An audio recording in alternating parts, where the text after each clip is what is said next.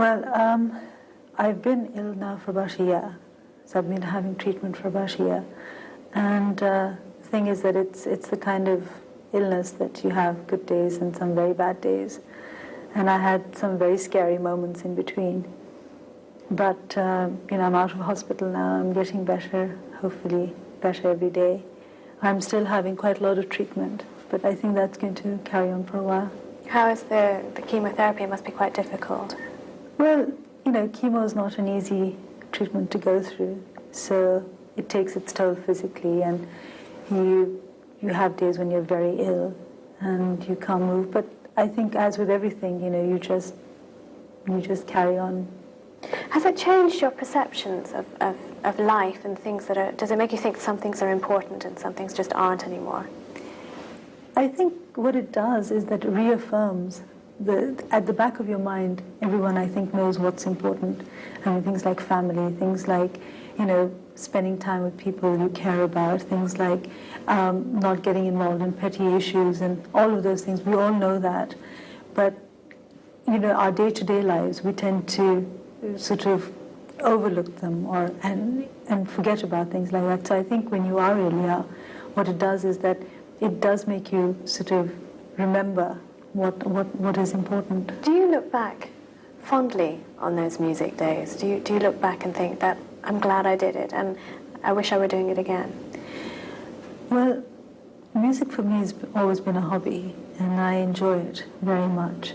I enjoyed it, when I was a child. So, I'd come home from school, and at the weekends we would be allowed to do music and that kind of thing. I went on to college. I did that. And of course, I've enjoyed it. I mean, it's been very nice. I was very lucky with the success. Zohaib and I, we were very lucky. We worked very hard with our music, but at the same time, I think the kind of reaction we got and the kind of appreciation we got, it's very rare. The knocks you get, I think, come from people who are in the industry. I mean, we were children. So we didn't know about contracts, we didn't know about royalties, we didn't know about copyright, we just didn't know. So did you get badly ripped off? Oh yeah, by everyone, But I mean, those are the things you begin to understand and you learn. And I gave up singing about 5 years ago because I finished college and I was moving to New York. I was just starting a new job, and I didn't really want to do any more music for a while. So I wanted a siesta, and it was nice. I mean, I've enjoyed not doing it, but I didn't expect the publicity to be ongoing. I thought, I would just leave it and I would just sort of fade into the background for a while, but it hasn't been like that. Has he coped with the intrusion better than you have? I think both of us help each other, because Zohaib and I are very, very close. And it's amazing. I think that in itself has upset people a lot because we are so strong. I come from a very closely knit family, and we are very close to one another. So we support each other. And that's why I think now we have the ability to look back and laugh. Or if we see something in the paper, we'll kind of say, well, okay, fine, let's just not read it, But it goes on, so I think we support each other a lot. Do you have pressure, even now, from people who say, look, just one more album, record one more album? Yeah, virtually every day, And I think eventually, we might do something. But at the moment, my main sort of goal at the moment, if you like, is just really to get better. And, I want to fight this battle first and then think of doing other things. You must have received a lot of, I know we did, we received a lot of calls asking, how is Nazia Hassan? What has been the response from the public when they heard that you were ill? Staggering. I think, when a lot of the times the doctors kept saying to me that the things were very bad. And I'm a firm believer in God. And I really kept thinking, this is not my time to die. All of us have to die, one day. But I just felt that it wasn't my time yet. And I'm telling you, it is, it sounds almost cliche to say it, but it is the prayers that help.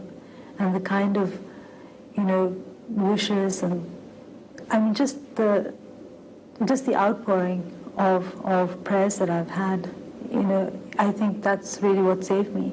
In fact, I was reading Reader's Digest article, and it said they had 2 groups of cancer patients, and they found a marked difference in those who had people who cared about them, and people who believed in prayer and who believed in God and whose faith was very strong.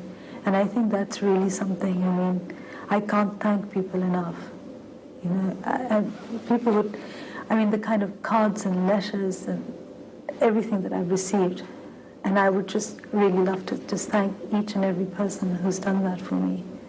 How do you view the future? Do you look sort of quite far ahead, or do you say one day at a time? How is your perception of the future altered? I think I want to make as much of every day as possible. I think you can get a little too worried about the future. You can worry too much about dying and worry too much about, what if the disease gets worse and blah, blah, blah, and all of that. But I think what's important to do is to be as positive as you can be.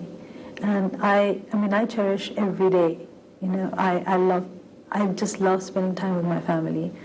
I have a little son, a 2-year-old monster. Spoken to him on the phone. Yeah, that's his latest thing. And I look at him and it's wonderful. And then I've just started a new course. I'm planning to go back to school. I'm doing my bar exams now because I qualified as a solicitor. But I want to, do my bar exams. So I'm going to start that.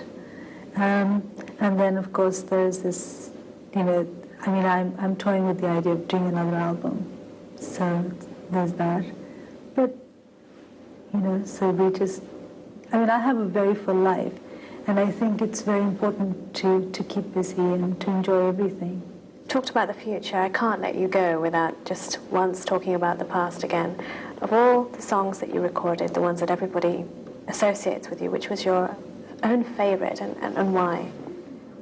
Gosh, I think the first song that I did, I have a lot of sort of, I get very sentimental even now when I hear about it because it was the first.